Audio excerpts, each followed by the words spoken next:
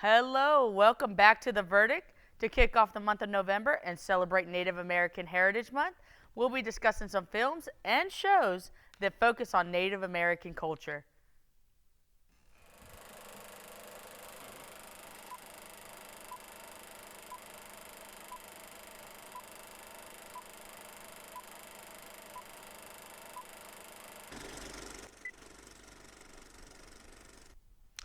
Hi everyone, my name is Monique, and today I'm joined by my co-hosts. I'm Jazmin.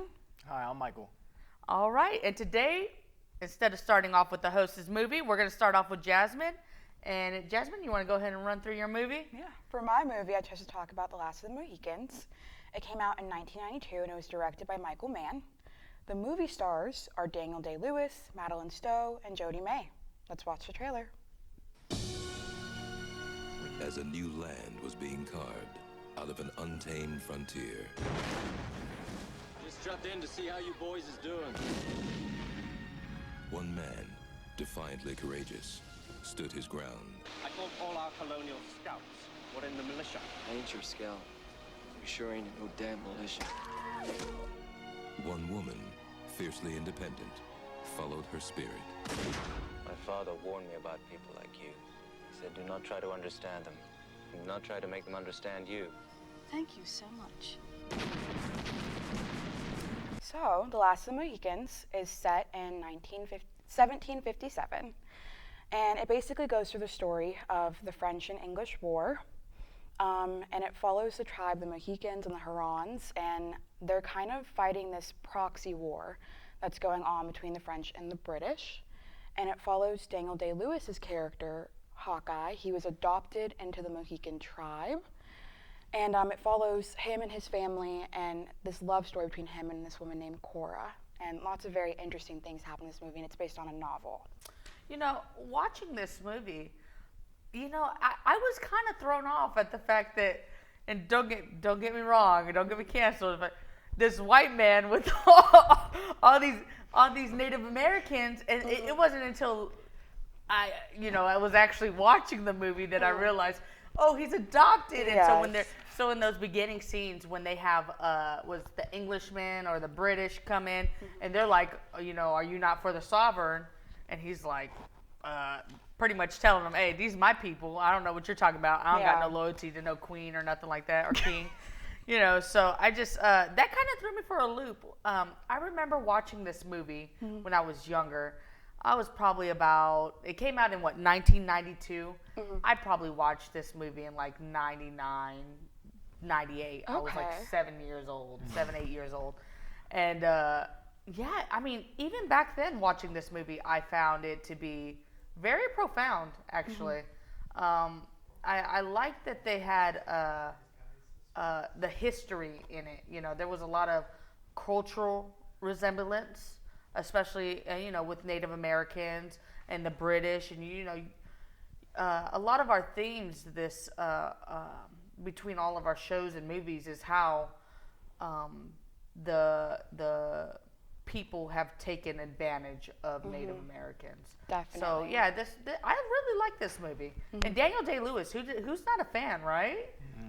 Fair enough. Are you not a fan of Daniel Day-Lewis? No, I am a fan Oh, of okay. Daniel Day-Lewis. I was just making sure. No, I agree. Yeah, Mike, did you have any insight on this movie? Well, personally, I think it like you said, it does give like a good history, like background to it, because most of us weren't alive when the French and Indian War happened. So it gives us like insight of what they had to go through, right? What the battles looked like. Like my favorite part of the movie was the ambush scene when they were just walking in the fields, and only thing you hear in the background is the Indian cries and it's just bloodshed. It gives a very very impactful vision. Yeah, I agree. What scene did you think was pretty significant? Oh man, there was so many. I mean, this film in general was really great. But honestly, I would have to say the fighting scenes, and I'm not big on like action. I like comedies. I liked that it was there was romance to it. It was a love movie. He's out there searching for the Cora, and I do like that. But when when you have these Native Americans coming behind these trees and these fields, and they're so precise in their fighting style, I really enjoyed that. So I agree. yeah. I agree. For me, a scene that really stuck with me was Duncan. He was one of the British guys, and he was like betrothed technically to Cora at the beginning of the movie, before she meets Hawkeye and everything transpires between them. And it's where he basically sacrifices himself and takes her place and gets burned alive. Yeah. And that stuck with me a lot because I wasn't expecting him to do that, the way that they set up his character. And, you know, there was obviously like some jealousy there between her and the guy that she was actually interested in. And for him to just do that, and then the mercy killing on Hawkeye's part, that really caught me off guard. There were a lot of scenes in this movie that caught me off guard. Yeah. And that was one of them for sure. I 100% agree. Also with this movie, I felt like there was some real life lessons to it. And what do you think really stood out to you as far as lesson wise? You know, just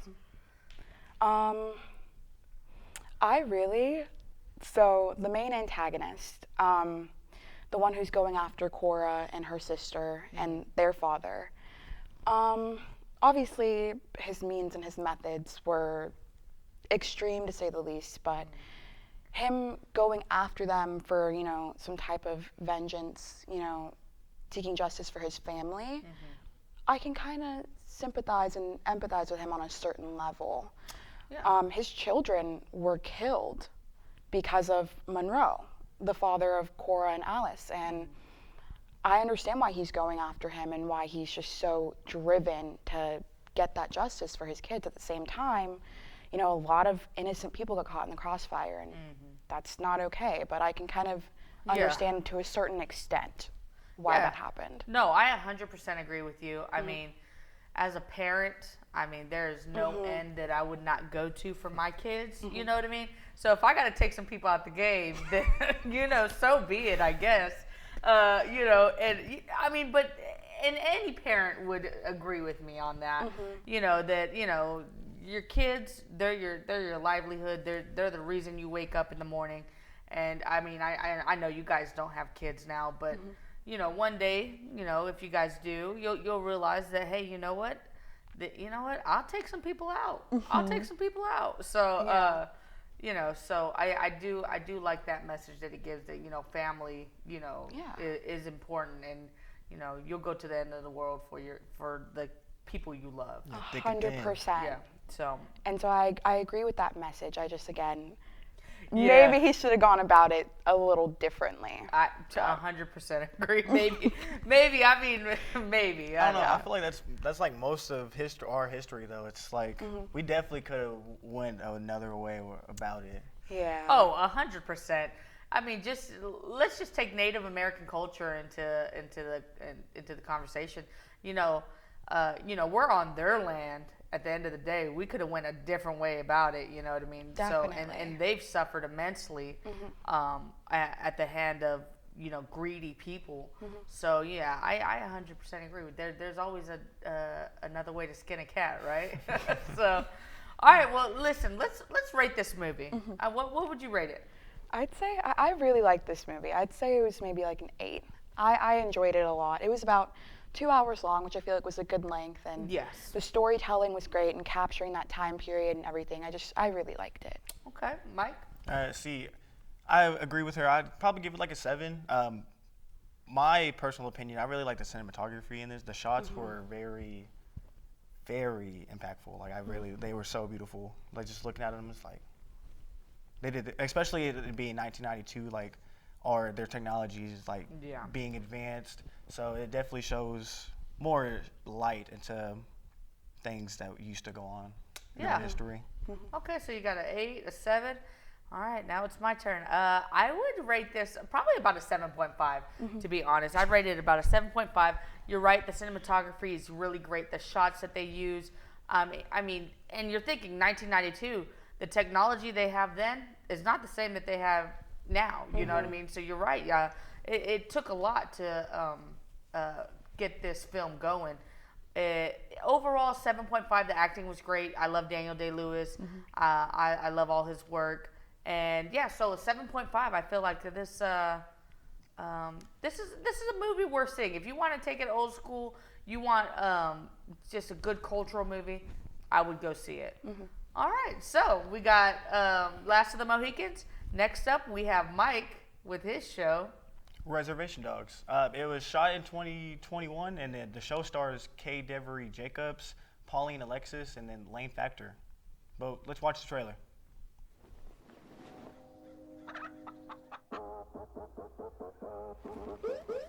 Act normal. Y'all wouldn't have seen a stolen food truck, would you? No. Oh. Someone stole the truck. Broad daylight. Put your seatbelt on. Seatbelt? People safety. We're stealing a f***ing chip I do truck. not give a shit, man. Put your seatbelt on. We're not Jesus. going. Go! Apparently it was full of chips. I've never seen anything like that. You're good thieves. Best in town. Oh, thank you. It is a small town. So this show takes place on a reservation in Oklahoma, and it follows 4 teens, like a group of teenagers, just trying to get through life. They lost their friend Daniel a couple years ago from suicide, and that's kind of just honestly kind of like the most impactful thing of the show.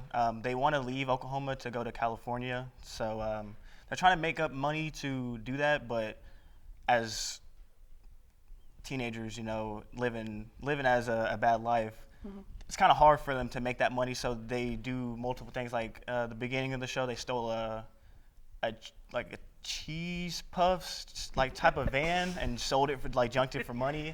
And I don't know, it was definitely a funny show to say the least. It doesn't really, from the first season at least, it doesn't really show a lot from the Native American heritage. They show a couple of ancestors of Bear, which is I forget his actual name, but he shows his ancestors and him talking to him, and all around it's a really good show. Some of the things definitely could have been taken away, like the plot twist of the rival gang member going to California with Alora. But do you guys think it did a good job showing the life of Native American kids? So watching the show, so I haven't seen the full series, but the shows that I have watched, I think it gives justice to not so much the culture, but the hardships that Native Americans have to go through in this day and age. Just the hardships that not only Native Americans, but I mean just regular teenagers, and trying to navigate that and navigate being a teenager, and then also having such a strong culture.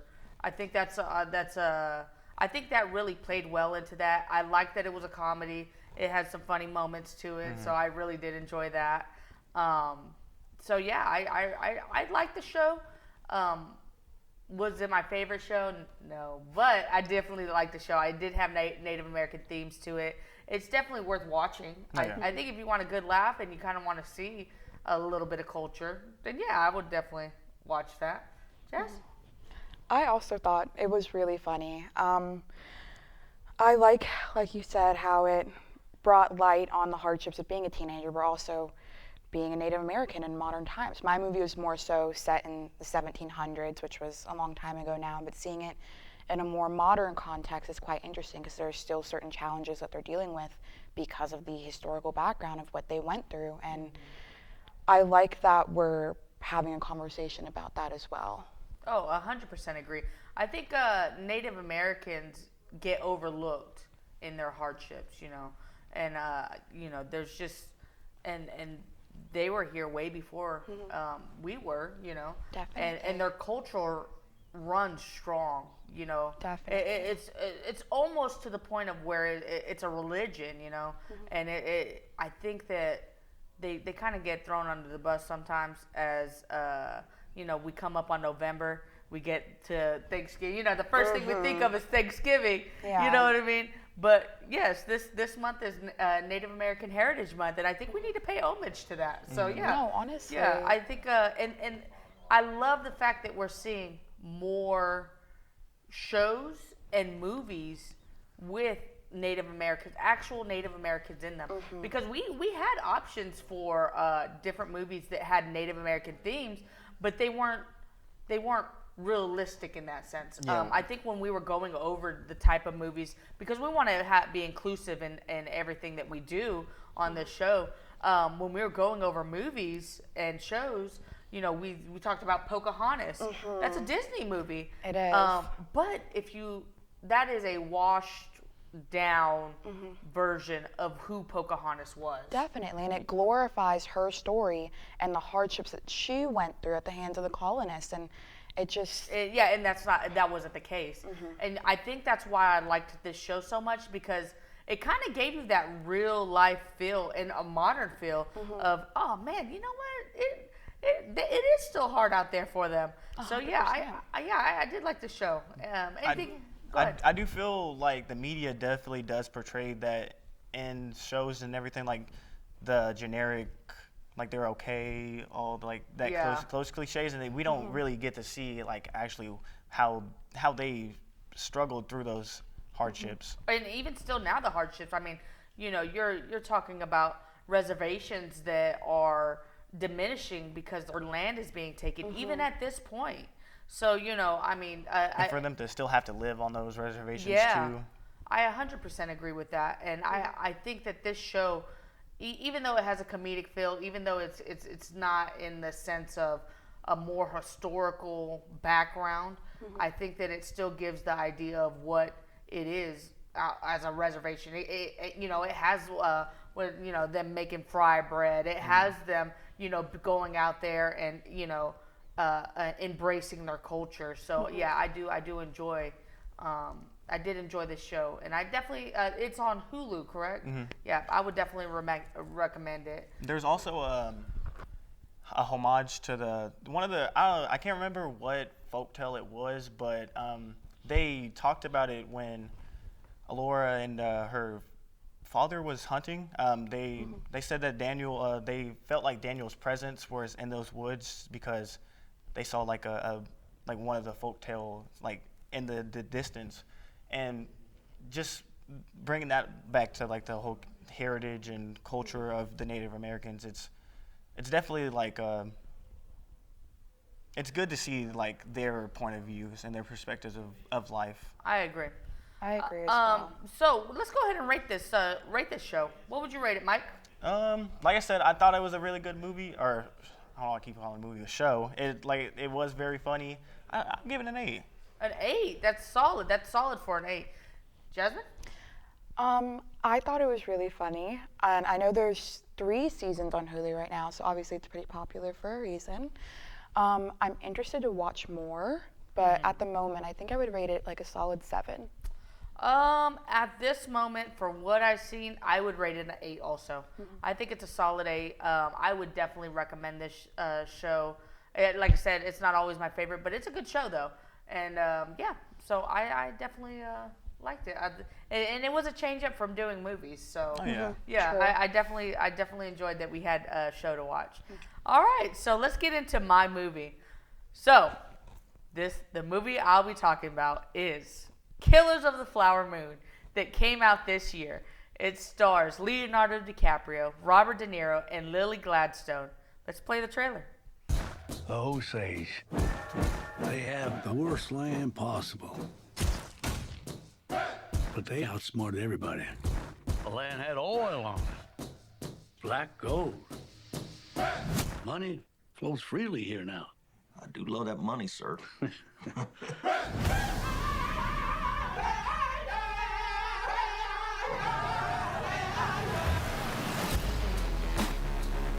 This wealth should come to us.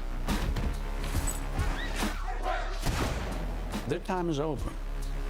It's just going to be another tragedy. When this money started coming, we should have known it came with something else. All right, so we are going to be talking about Killers of the Flower Moon. And what I want to start off by saying was this movie, We cut our other movie and show a little short because we have a lot to say about this movie. It's off of the Osage tribe and how they had went and on their land they had found the black gold. They found the oil. And at that time, I believe the 1920s, they were the most richest people in the country, and I believe it was the world. And they had, every month, they were having checks given to them. And that caused some problems. So me, Jazmin, and Mike, we all went to go see this movie. I do want to preface by saying this is the first time on The Verdict, I believe, that we are reviewing a movie in theaters. But we felt that this was a really great movie, and I think that I want to just start by saying if you haven't seen it, you need to go see it, and you need to go see it in the theaters. So let's start. So we have a beautiful family, Native American family, and it's sisters and their mother, and they have hit they're getting their rights, their money to the oil, and with that comes Ernest, and they start noticing that Native Americans are getting killed off in their tribe, and the tribe is like, what's going on, and people are starting to figure out that, hey, guess what, if I kill off my wife who's Native American, my husband who's Native American, then guess what, I get to have their rights to that money. And guess what, greed is gonna get you every single time. And so we went to go see this movie together. Yeah. This is a 3-hour movie. Martin Scorsese did great. He had all Native American actors that were Native American. So there was no, possible white. They were Native American. And I believe a lot of them were from the Osage tribe. And this movie was shot beautifully. Right. The story behind it, Martin Scorsese said he had been working on this film for years. He had waited to do this film, and he did it. He did it, and he did it great. It was a great film. It was, once again, 3 hours long. We sat in the movie theaters for 3 hours watching this film, and it was a lot. There was a lot to it. Do we want to talk about time first? Okay, so I'm going to be honest. They could have cut the time down just by an hour and a half. Like, it was a very long movie. Okay, don't come for me, Martin Scorsese fans, Leo fans, Robert fans. Don't come for me. This movie was long. Okay. I get what you mean. Yes. And it was long and it was hard to watch, but I feel like it was that way for a reason because there's so much to unpack with what happened. Yes. And honestly, like seeing it play out and like knowing what these Native Americans went through at the hands of, people, their spouses, people who are supposed to love them and honor them forever, is genuinely enraging. So let's actually start off with Ernest and how he gets to Osage County. And he's going to go live with his uncle, who just so happens to be a cattle rancher. And his uncle's telling him, listen, the Osage people, they're smart. They don't have to fill up time by talking. Listen, when you're out there, when you're doing your taxi thing, don't talk. Just you can sit in silence. Well, he meets his beautiful soon-to-be bride, who just so happens to be Native American. She has diabetes, so that's a running thing for Native Americans, just because of their culture and what they have to eat and stuff like that. So diabetes runs high with Native Americans, and so they start hanging out. He's driving her places. His uncle's like, hey, listen, if you can get in good with her, you'll be set. You'll be set. We can get the money, honey. And so I know we had talked previously about this. Ernest, when it came to him, I felt like he loved her. I felt like he really loved her, even though he was murdering her family. How can those both be true, though? How can those both be true? you know, so okay. So, do you think that William Hale, was manipulating Ernest like everyone else that murdered the Osage for him? Absolutely. Okay, so that is where... I disagree. No. Listen. I disagree. Wait. Listen. You can love somebody, but still be slow enough to not correlate. You know. That's the thing, though. He wasn't slow. He might have acted very foolish, but he wasn't a genuine fool. I believe that he knew from the beginning what the intentions were when him and his uncle had that conversation where he was like, just so you're aware, if you marry her and her family, something happens to them and she's left the money, that's your money. The intention from that conversation early on was very clear. Okay, I understand that the way that the words were said from Bill, not Ernest, not the one that is going to marry this Native American woman. Yes, when he's saying this to him, the facial features on his face are confused almost. Like he looks.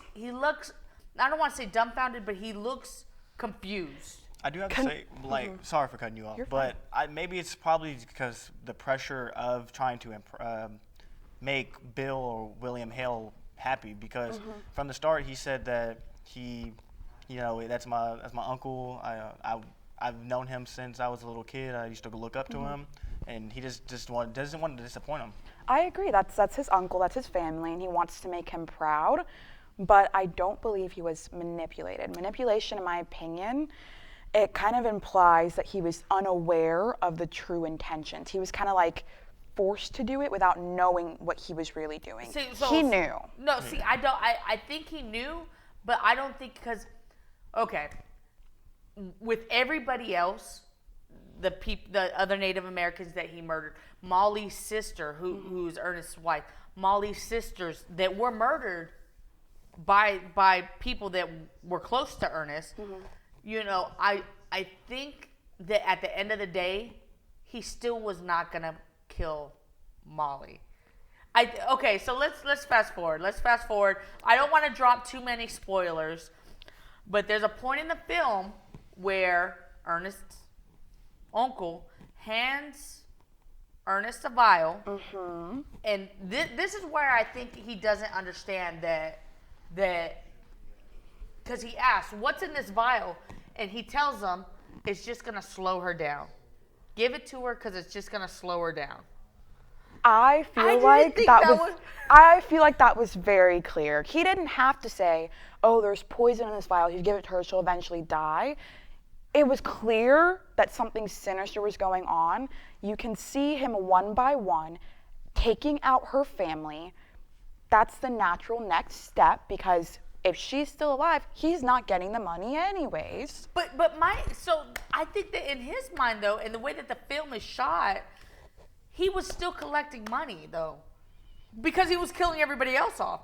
I think genuinely that he did love her deep down inside. I do. I think during the wedding scene, I think during so when Molly had gotten really sick, and they had got the insulin for her, and at that point, why would you give her the insulin then? That kind of defeats the purpose of, if I'm trying to kill you off, why am I giving you medicine to make you feel better? You know what I mean? So I get what you mean. Yeah, I felt like he really did love her, despite everything that he was doing to her tribe. I cannot agree with that though, because maybe he did care about her, and he did have feelings for her. I can agree with that, but at the end of the day, when you love someone, you're not going to intentionally do something to harm them or the people they care about. Yeah. That's not love. At this point, we can agree to disagree. So I do want to wrap up on what I thought was really profound in this movie. One, that they used all Native American cast. It was very historical in that sense, and they really pushed to make it known that what was going on Yeah. for the Osage tribe. And I have to say, if you have not seen this movie, go out and watch it. I am going to rate it, and I don't do ratings very high, but I'm gonna rate this movie a 10. What about you guys? Oh wow, a 10. 10, yes, a 10. I'm gonna go with the 2, a 10. It's a triple threat, man. You? For me, I would rate it more so a 9. Okay. I definitely want to rewatch it because I feel like there are things that now that I've seen it, I'll pick up on the second watch. But for now, I'd rate it a 9. It was really good. All right. Well, go out and watch it in the movie theaters. Thanks for watching this episode of The Verdict. Make sure to join us next week. We'll be looking at some of our favorite musicals. Woo! Thank you, guys.